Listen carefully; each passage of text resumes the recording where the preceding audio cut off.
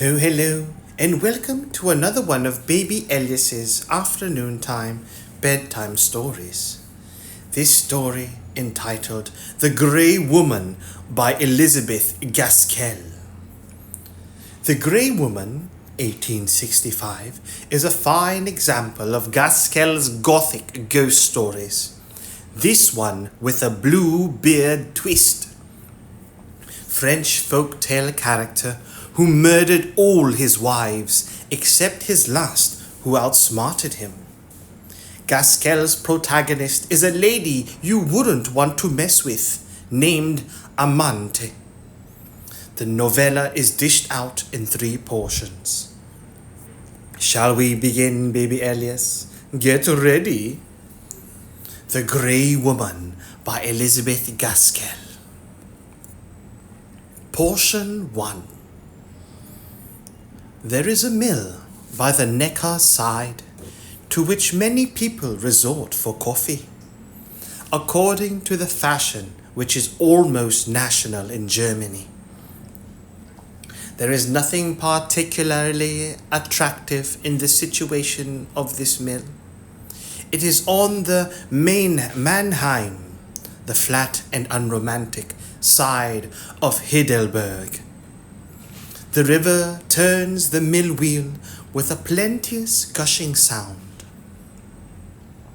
The outbuildings and the dwelling house of the miller form a well-kept, dusty quadrangle.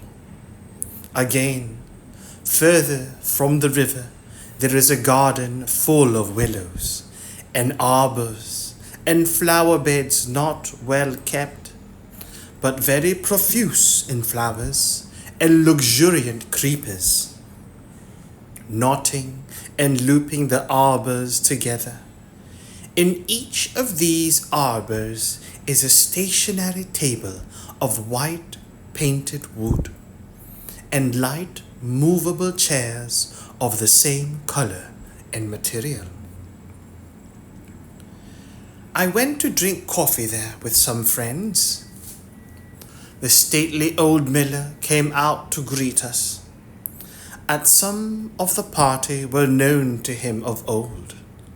He was of a grand build of a man, and his loud musical voice, with its tone friendly and familiar, his rolling laugh of welcome, went well with the keen bright eye, the fine cloth of his coat, and the general look of substance about the place. Poultry of all kinds abounded in the mill yard, where there were ample means of livelihood for them strewed on the ground. But not content with this, the miller took out handfuls of corn from the sacks and threw liberally to the cocks and hens that ran almost under his feet in their eagerness. And all the time he was doing this, as it were habitually, he was talking to us, and ever and anon calling to his daughter and the serving maids to bid them hasten the coffee we had ordered. He followed us to an arbor and saw us served to his satisfaction with the best of everything we could ask for, and then left us to go round to the different arbors and see that each party was properly attended to. And as he went, this great, prosperous, happy-looking man whistled softly one of the most plaintive airs I ever heard. His family had held this mill ever since the old Palatinate days, or rather I should say, have possessed the ground ever since then, for 2 successive mills of theirs have been burnt down by the French. If you want to see Schrerer in a passion, just talk to him of the possibility of a French invasion. But at this moment, still whistling that mournful air, we saw the miller going down the steps that led from the somewhat raised garden into the mill yard. and so I seemed to have lost my chance of putting him in the passion. We had nearly finished our coffee and our kuchen and our cinnamon cake when heavy splashes fell on our thick leafy covering. Quicker and quicker they came, coming through the tender leaves as if they were tearing them asunder. All the people in the garden were hurrying under shelter or seeking for the carriages standing outside. Up the steps the miller came hastening with a crimson umbrella fit to cover every one left in the garden, and followed by his daughter and one or two maidens, each bearing an umbrella. "Come into the house, come in, I say. It is a summer storm, and will flood the place for an hour or two, till the river carries it away. Here, here." And we followed him back into his own house. We went into the kitchen first. Such an array of bright copper and tin vessels I never saw, and all the wooden things were as thoroughly scoured. The red tile floor was spotless when we went in, but in 2 minutes it was all over slop and dirt with the tread of many feet, for the kitchen was filled, and still the worthy miller kept bringing in more people under his great crimson umbrella. He even called the dogs in and made them lie down under the tables. His daughter said something to him in German, and he shook his head merrily at her. Everybody laughed. "What did she say?" I asked. "She told him to bring the ducks in next. But indeed, if more people come, we shall be suffocated. What with the thundery weather and the stove and all these steaming clothes, I really think we must ask leave to pass on. Perhaps we might go in and see Frau Schrerer." My friend asked the daughter of the house for permission to go into an inner chamber and see her mother.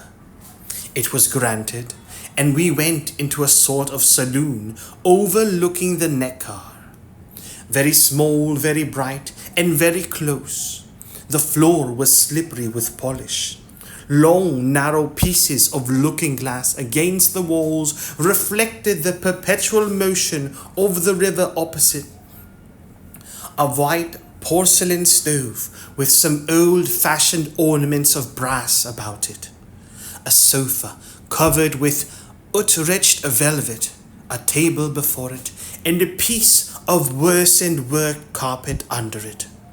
A vase of artificial flowers, and lastly an alcove with a bed in it, on which lay the paralyzed wife of the good miller. Knitting busily formed the furniture. As I spoke as if this was all that was to be seen in the room, but sitting quietly while my friend kept up a brisk conversation in a language which I but half understood. My eye was caught by a picture in a dark corner of the room. I got up to examine it more nearly. It was that of a young girl of extreme beauty, evidently of middle rank.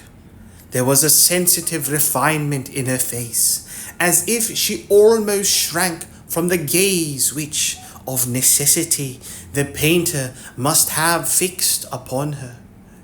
It was not over well painted, but I felt that it must have been a good likeness, from this strong impress of peculiar character which I have tried to describe. From the dress, I should guess it to have been painted in the latter half of the last century. And I afterwards heard that I was right. There was a little pause in the conversation. "Will you ask Frau Schrerer who this is?" My friend repeated the question and received a long reply in German. Then she turned round and translated it to me. It is the likeness of a great aunt of her husband's. My friend was standing by me and looking at the picture with sympathetic curiosity. See, here is the name on the open page of this Bible. Anna Schrerer, 1778. Frau Schrerer says this is a tradition in the family that this pretty girl with her complexion of lilies and roses lost her colour so entirely through fright that she was known by the name of the Grey Woman. She speaks as if this Anna Schrerer lived in some state of lifelong terror, but she does not know details, refers me to her husband for them. She thinks he has some papers which were written by the original of that picture for her daughter, who died in this very house not long after our friend there was married. We can ask Herr Schrerer for the whole story if you like. Oh yes, pray do, said I.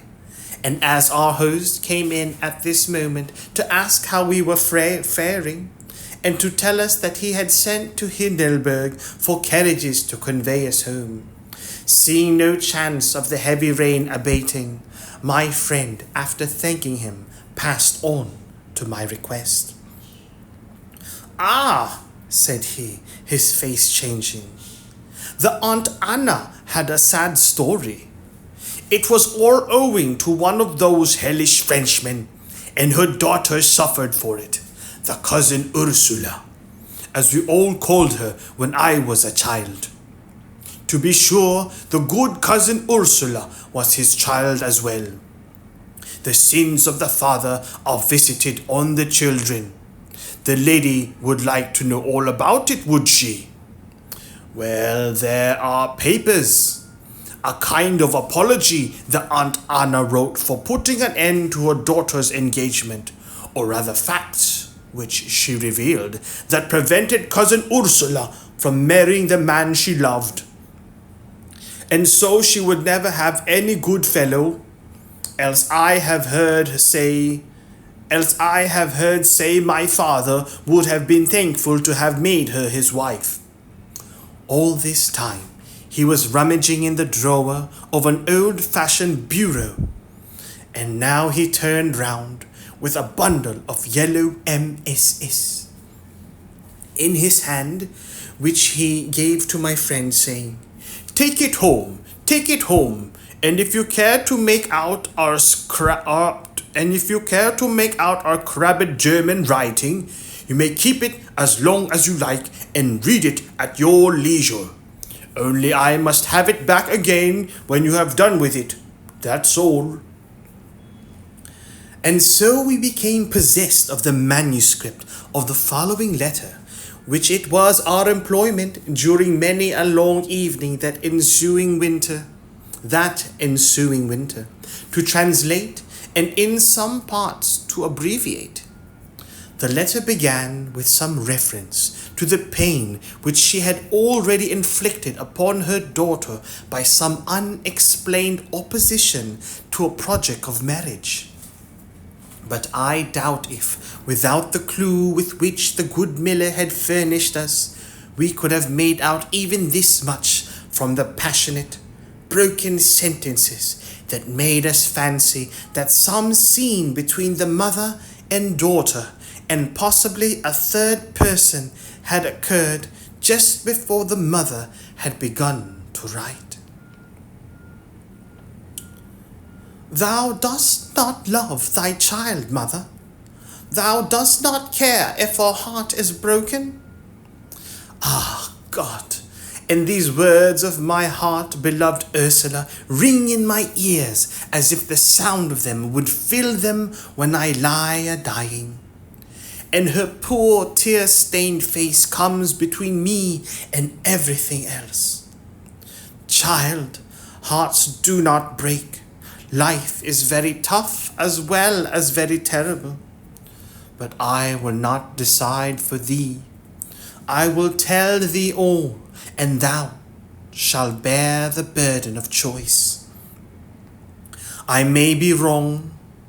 I have little wit left and never had much, I think, but an instinct serves me in place of judgment, and that instinct tells me that thou and thy Henry must never be married. Yet I may be in error. I would fain make my child happy. Lay this paper before the good priest Shrisium.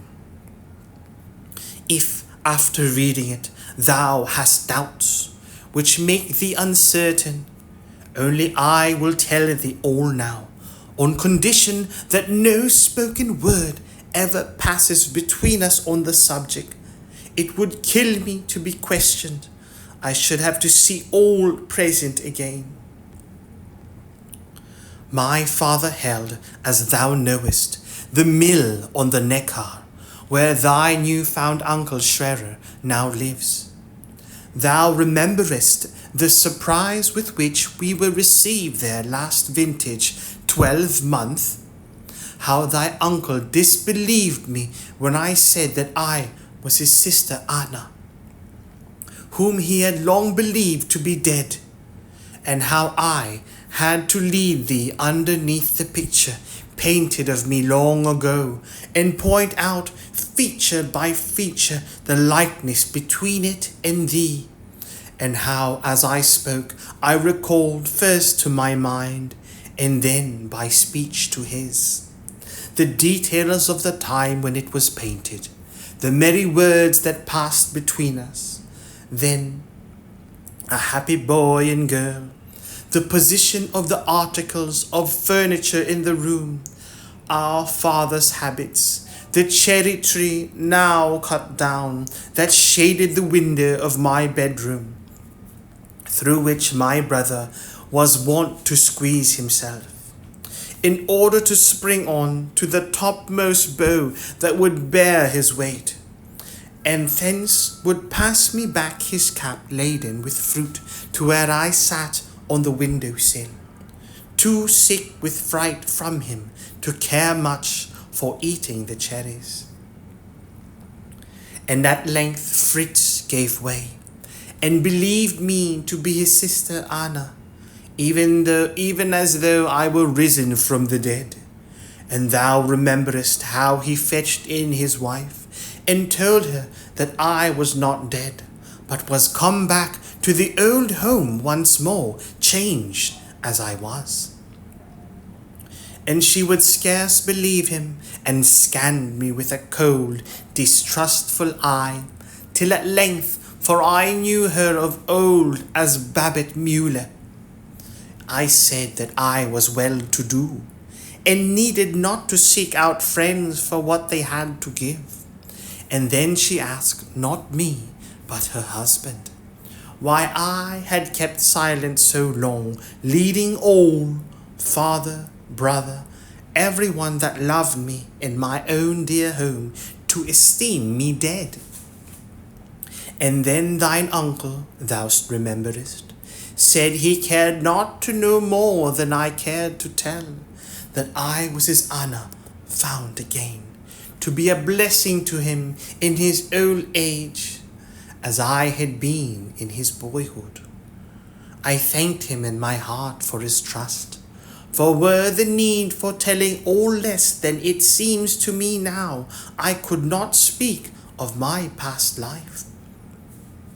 But she, who was my sister-in-law still, held back her welcome, and for want of that I did not go to live in Hindelburg, as I had planned beforehand, in order to be near my brother Fritz, but contented myself with his promise to be a father to my Ursula when I should die and leave this weary world.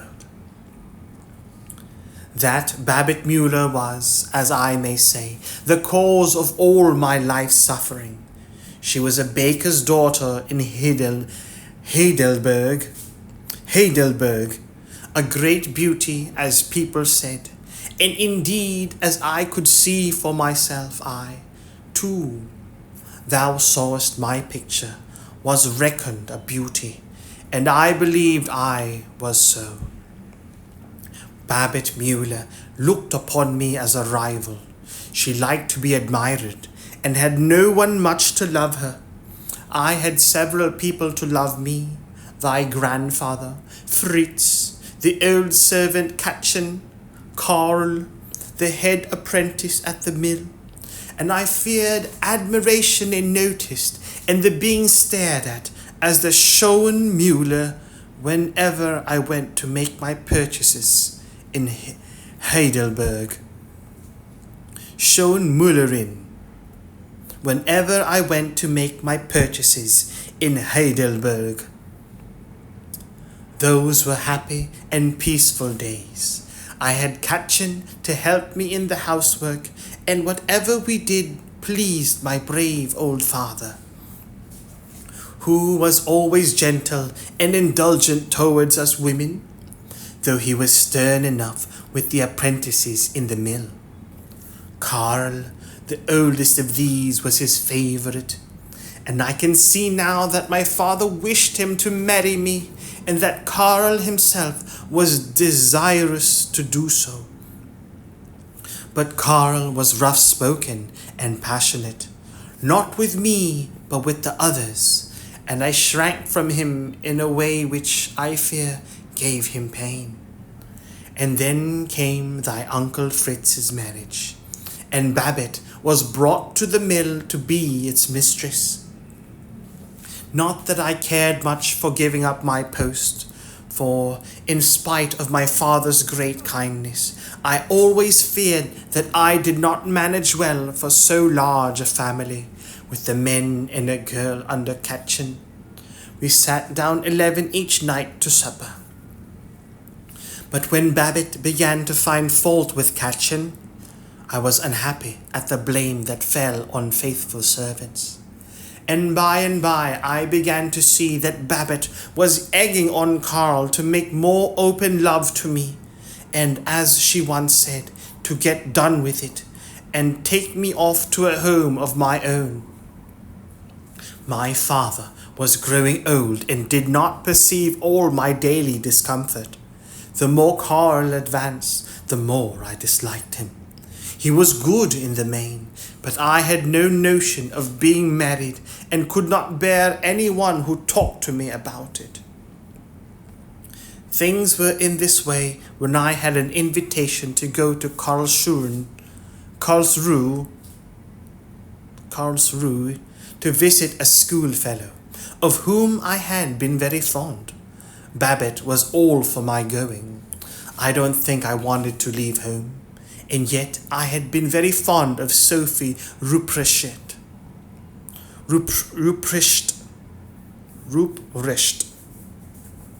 But I was always shy among strangers.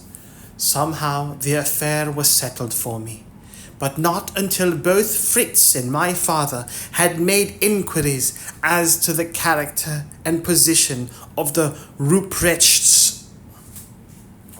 They searched that the father had held some kind of inferior position about the Grand Duke's court, and was now dead, leaving a widow, a noble lady, and 2 daughters, the elder of whom was Sophie, my friend. Madame Ruprecht was not rich, but more than respectable, genteel. When this was ascertained, my father made no opposition to my going. Babette forwarded it by all the means in her power, and even my dear Fritz had his word to say in its favour. Only Katchen was against it, Katchen and Karl. The opposition of Karl did more to send me to Karlsruhe than anything, for I could have objected to go, but when he took upon himself to ask what was the good of going a-gadding, visiting strangers of whom no one knew anything, I yielded to circumstances, to the pulling of Sophie and the pushing of Babette.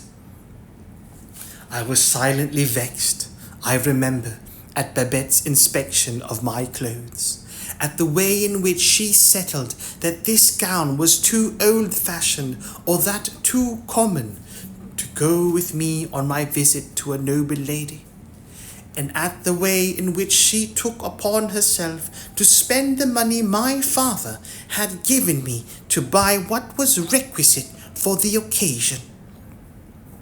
And yet I blamed myself, for everyone else thought her so kind for doing all this, and she herself meant kindly too. At last I quitted the mill by the Neckar side. It was a long day's journey, and Fritz went with me to Karlsruhe. The Ruprechts lived on the third floor of a house, a little behind one of the principal streets, in a crammed-up court, to which we gained admittance through a doorway in the street. I remember how pinched their rooms looked after the large space we had at the mill, and yet they had an air of grandeur about them, which was new to me, and which gave me pleasure, faded as some of it was. Madame Ruprecht was too formal a lady for me. I was never at ease with her, but Sophie was all that I had recollected her at school. Kind, affectionate, and only rather too ready with the expressions of admiration and regard. The little sister kept out of our way, and that was all we needed in the first enthusiastic renewal of our early friendship. The one great object of Madame Ruprecht's life was to retain her position in society, and as her means were much diminished since her husband's death, there was not much comfort, though there was a great deal of show in their way of living, just the opposite of what it was at my father's house. I believe that my coming was not too much desired by Madame Ruprecht, as I brought with me another mouth to be fed. But Sophie had spent a year or more in entreating for permission to invite me, and her mother, having once consented, was too well bred not to give me a stately welcome. The life in the Karlsruhe was very different from what it was at home. The hours were later, the coffee was weaker in the morning, the pottage was weaker, the boiled beef less relieved by other diet, the dresses finer, the evening engagements constant. I did not find these visits pleasant. We might not knit, which would have relieved the tedium a little, but we sat in a circle, talking together, only interrupted occasionally by a gentleman who, breaking out of the knot of men who stood near the door, talking eagerly together, stole across the room on tiptoe, his hat under his arm, and bringing his feet together in the position we called the first at the dancing school, made a low bow to the lady he was going to address. The first time I saw these manners, I could not help smiling. But Madame Ruprecht saw me and spoke to me next morning rather severely, telling me that, of course, in my country breeding, I could have seen nothing of court manners or French fashions, but that was no reason for my laughing at them. Of course, I tried never to smile again in company. This visit to Karlsruhe took place in 89, just when everyone was full of the events taking place at Paris. And yet, at Karlsruhe, French fashions were more talked of than French politics. Madame Ruprecht, especially, thought a great deal of all French people, and this again was quite different to us at home. Fritz could hardly bear the name of a Frenchman, and it had nearly been an obstacle to my visit to Sophie that her mother preferred being called Madame to her proper title of of Frau. One night I was sitting next to Sophie and longing for the time when we might have supper and go home so as to be able to speak together, a thing forbidden by Madame Ruprecht's rules of etiquette, which strictly prohibited any but the most necessary conversation passing between members of the same family when in society. I was sitting, I say scarcely keeping back my inclination to yawn, when two gentlemen came in, one of whom was evidently a stranger to the whole party from the formal manner in which the host led him up, and presented him to the hostess. I thought I had never seen anyone so handsome or so elegant. His hair was powdered, of course, but one could see from his complexion that it was fair in its natural state. His features were as delicate as a girl's, and set off by two little mouches, as we called patches in those days, one at the left corner of his mouth, and the other prolonging, as it were, the right eye. His dress was blue and silver. It was so lost in admiration of this beautiful young man that I was as much surprised as if the angel Gabriel had spoken to me. When the lady of the house brought him forward to present him to me, she called him Monsieur de la Tourelle, and he began to speak to me in French. But though I understood him perfectly, I dared not trust myself to reply to him in that language. Then he tried in German, speaking it with a kind of soft lisp that I thought charming. But before the end of the evening, I became a little tired of the affected softness and effeminacy of his manners, and the exaggerated compliments he paid me, which had the effect of making all the company turn round and look at me. Madame Ruprecht was, however, pleased with the precise thing that displeased me. She liked either Sophie or me to create a sensation. Of course, she would have preferred that it should have been her daughter, but her daughter's friend was next best. As we went away, I heard Madame Ruprecht and Monsieur de la Tourelle reciprocating civil speeches with might and main, from which I found out that the French gentleman was coming to call on us the next day. I do not know whether I was more glad or frightened, for I had been kept upon stilts of good manners all evening, but still I was flattered when Madame Ruprecht spoke as if she had invited him, because she had shown pleasure in my society, and even more gratified by Sophie's ungrudging delight at the evident interest I had excited in so fine and agreeable a gentleman. Yet with all this, they had hard work to keep me from running out of the salon the next day, when we heard his voice inquiring at the gate on the stairs of Madame Ruprecht.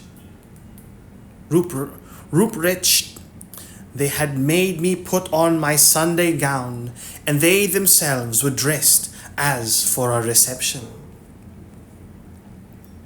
When he was gone away, Madame Ruprecht congratulated me on the conquest I had made, for indeed he had scarcely spoken to anyone else beyond what mere civility required, and had almost invited himself to come in the evening to bring some new song, which was all the fashion in Paris, he said. Madame Ruprecht had been out all morning, as she told me, to glean information about Monsieur de la Tourelle. He was a proprietaire, and had a small chateau on the Vosges Mountains. He owned land there, but had a large income from some sources quite independent of this property. Altogether, he was a good match, as she emphatically observed. She never seemed to think that I could refuse him after this account of his wealth, nor do I believe she would have allowed Sophie a choice. even had he been as old and ugly as he was young and handsome. I do not quite know. So many events have come to pass since then, and blurred the clearness of my recollections, if I loved him or not. He was very much devoted to me. He almost frightened me by the excess of his demonstrations of love, and he was very charming to everybody around me, who all spoke of him as the most fascinating of men, and of me as the most fortunate of girls, and yet I never quite felt at my ease with him. I was always relieved when his visits were over, although I missed his presence when he did not come. He prolonged his visit to the friend with whom he was staying at Karlsruhe, on purpose to woo me. He loaded me with presents which I was unwilling to take. Only Madame Ruprecht seemed to consider me an affected prude if I refused them. Many of these presents consisted of articles of valuable old jewelry, evidently belonging to his family. But accepted these, I doubled the ties which were formed around me by circumstances, even more than by my own consent.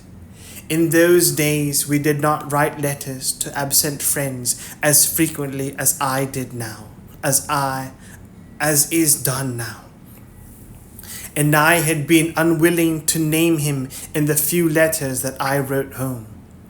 At length, however, I learned from Madame Ruprecht that she had written to my father to announce the splendid conquest I had made, and to request his presence at my betrothal. I started with astonishment. I had not realized that affairs had gone so far as this. But when she asked me in a stern, offended manner, which I had meant by my conduct, if I did not intend to marry Monsieur de la Tourelle, I had received his visits, his presents, all his various advances, without showing any unwillingness or repugnance. And it was all true. I had shown no repugnance, though I did not wish to be married to him, at least not too soon.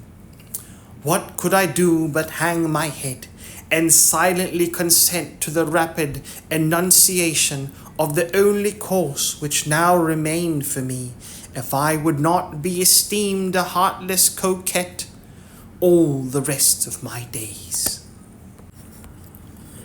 There was some difficulty, which I afterwards learnt that my sister-in-law had obviated, about my betrothal taking place from home. My father and Fritz especially were for having me return to the mill, and there be betrothed, and from thence be married. But the Ruprechts and Monsieur de la Tourelle were equally urgent on the other side, and Babette was unwilling to have the trouble of the commotion at the mill, and also, I think, a little disliked the idea of the contrast of my grander marriage with her own. So my father and Fritz came over to the betrothal. They were to stay at an inn in the Karlsruhe for a fortnight, at the end of which time the marriage was to take place. Monsieur de la Tourelle told me he had business at home, which would oblige him to be absent during the interval between the two events, and I was very glad of it, for I did not think that he valued my father and my brother as I could have wished him to do. He was very polite to them, put on all the soft, grand manner which he had rather dropped with me, and complimented us all round, beginning with my father and Madame Ruprecht, and ending with little Alwina. But he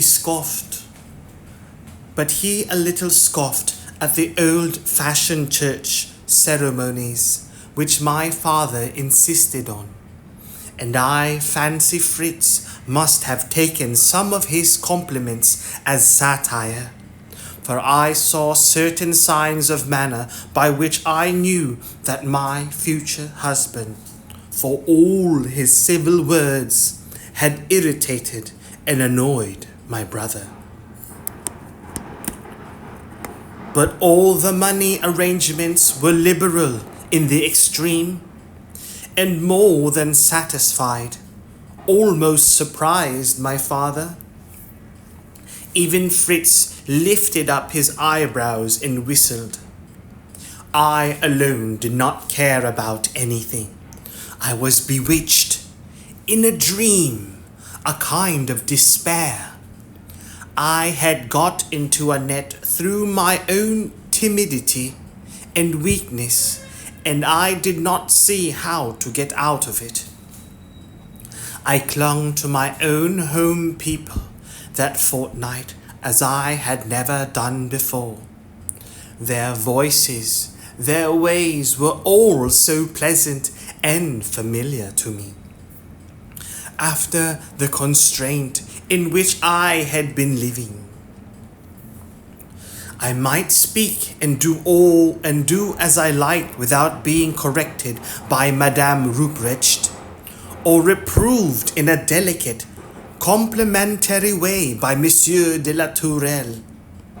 One day I said to my father that I did not want to be married, that I would rather go back to the dear old mill. But he seemed to feel this speech of mine as a dereliction of duty, as great as if I had committed perjury, as if after the ceremony of betrothal no one had any right over me but my future husband.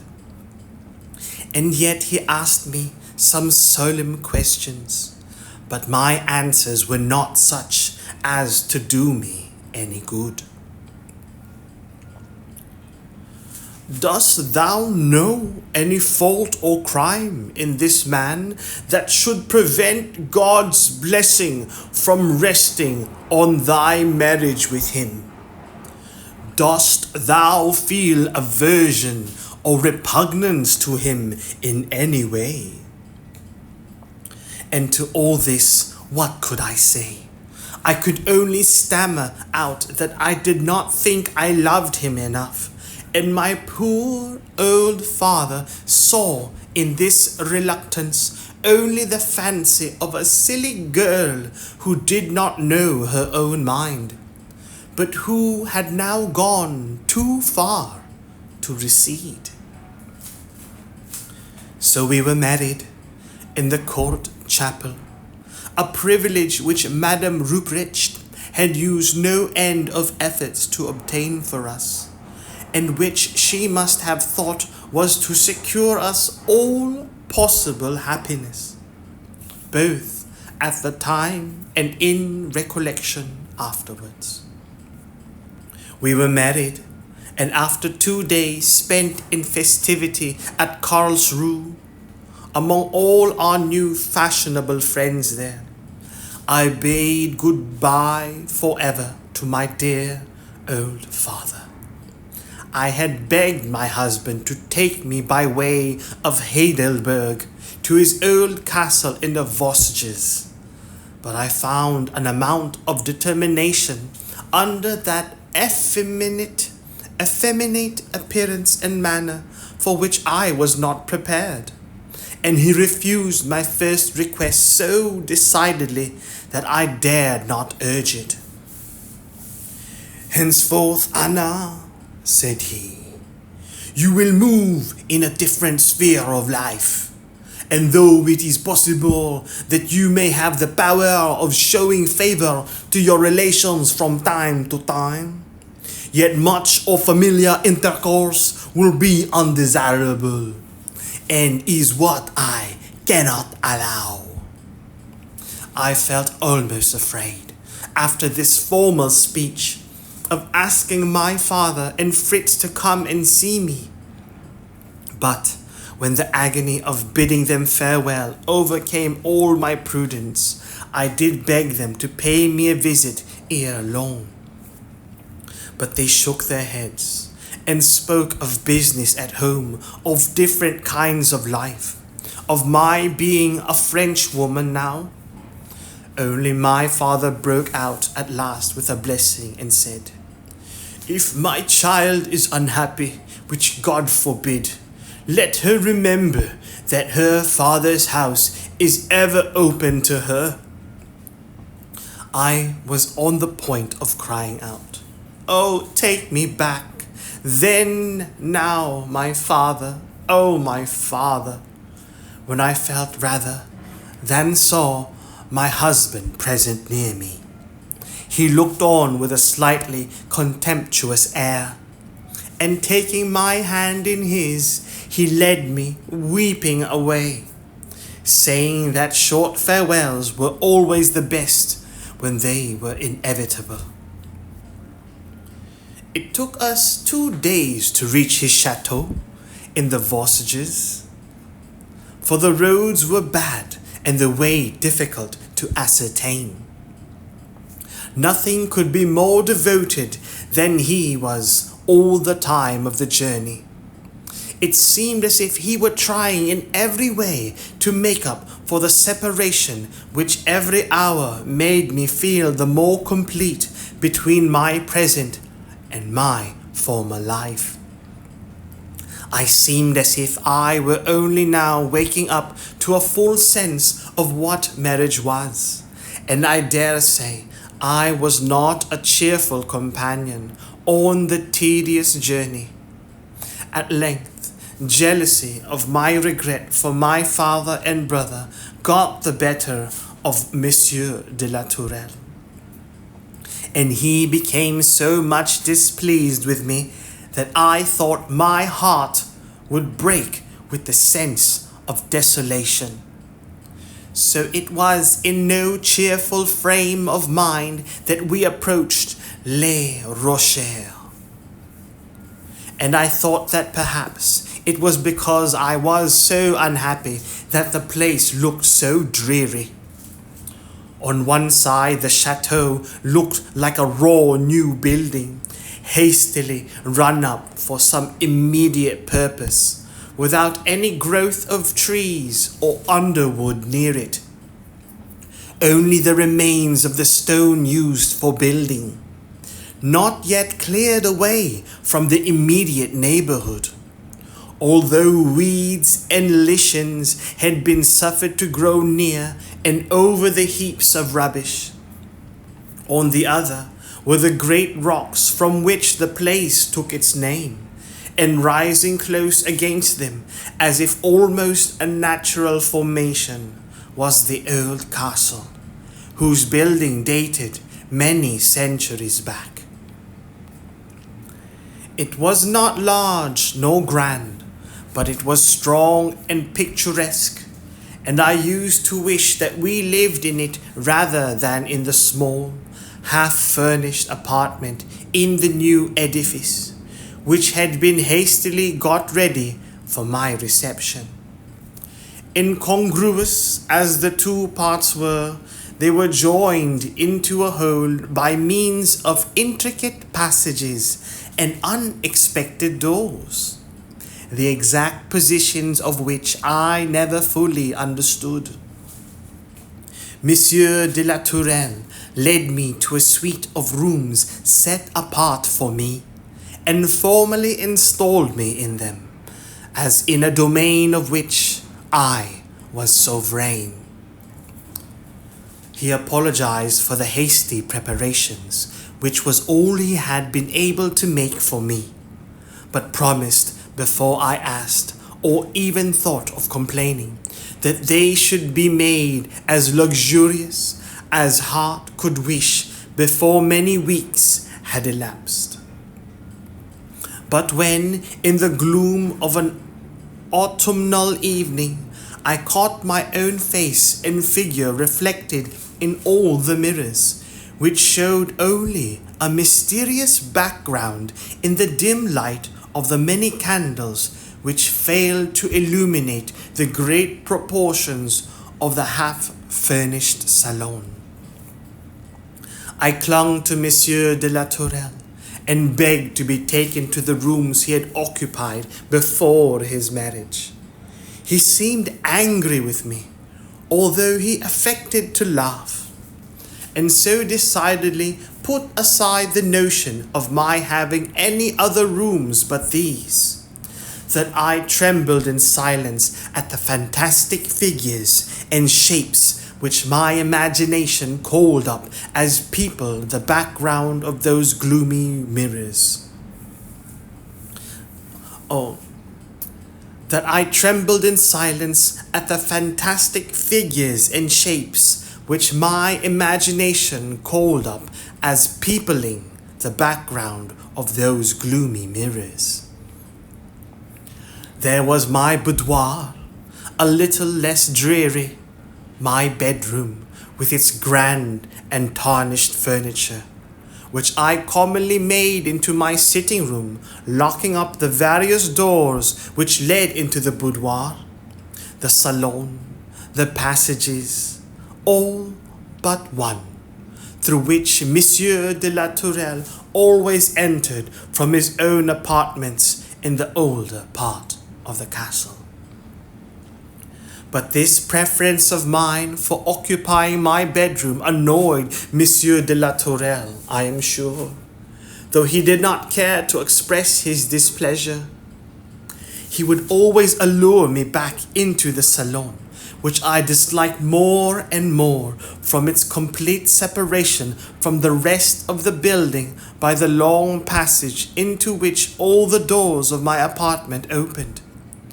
This passage was closed by heavy doors and portières.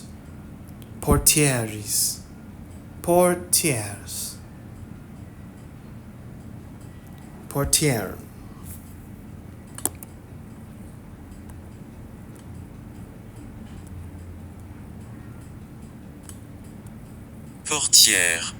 Portière.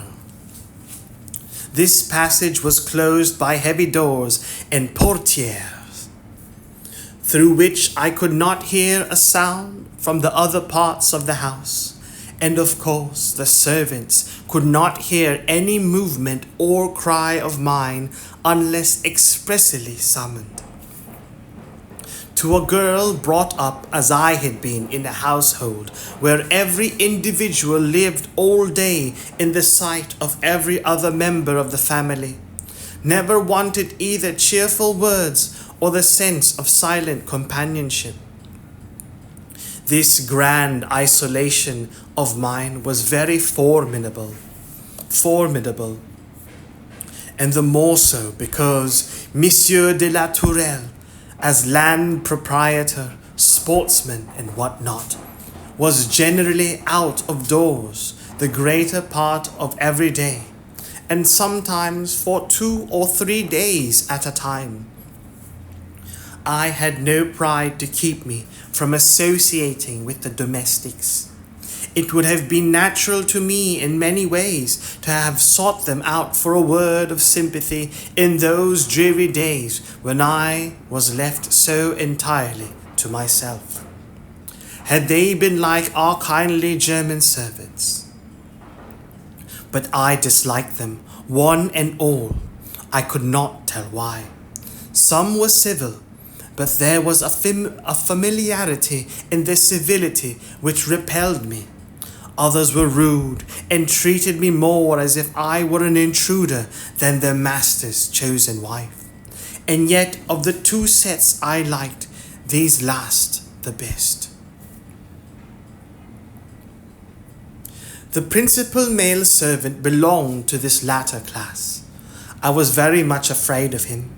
He had such an air of suspicious surliness about him in all he did for me, and yet Monsieur de la Tourelle spoke of him as most valuable and faithful.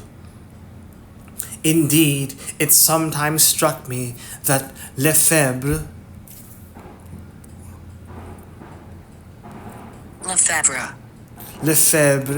ruled his master in some things, and this I could not make out.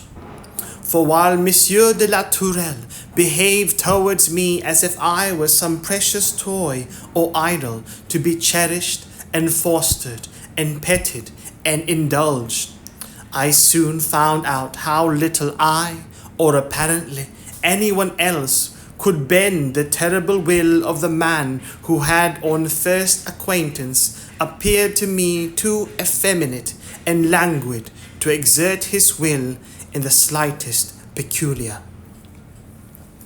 I had learnt to know his face better now, and to see that some vehement depth of feeling, the cause of which I could not fathom, made his grey eye glitter with pale light, and his lips contract, and his delicate cheek whiten on certain occasions,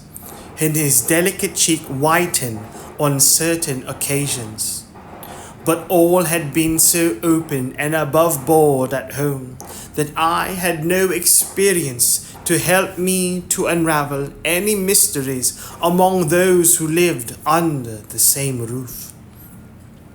I understood that I had made what Madame Ruprecht and her set would have called a great marriage, because I lived in a chateau with many servants, bound ostensibly to obey me as a mistress.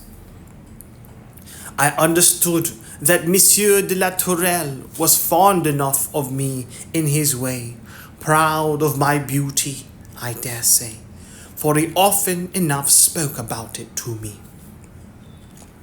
But he was also jealous and suspicious and uninfluenced by my wishes, unless they tallied with his own. I felt at this time as if I could have been fond of him too, if he would have let me. But I was timid from my childhood, and before long my dread of his displeasure, coming down like thunder into the midst of his love, for such slight causes as a hesitation in reply, a wrong word, or a sigh from my father, conquered my humorous inclination to love one who was so handsome, so accomplished, so indulgent and devoted. But if I could not please him when indeed I loved him, you may imagine how often I did wrong when I was so much afraid of him, as to quietly avoid his company for fear of his outbursts of passion. One thing I remember noticing, that the more Monsieur de la Tourelle was displeasured with me, the more Lefebvre seemed to chuckle. And when I was restored to favour, sometimes on as sudden an impulse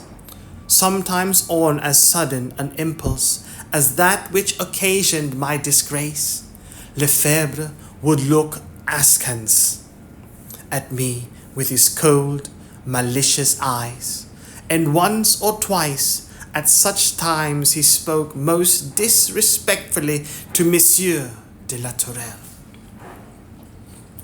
I have almost forgotten to say that in the early days of my life at Les Rochers, Monsieur de la Tourelle, in contemptuous, indulgent pity at my weakness in disliking the dreary grandeur of the salon, wrote up to the milliner in Paris, from whom my corbeille de mariage had come, to desire her to look out for me, a maid of middle age, experienced in the toilette, and with so much refinement that she might on occasion serve as companion to me. And that ends portion 1 of The Grey Woman.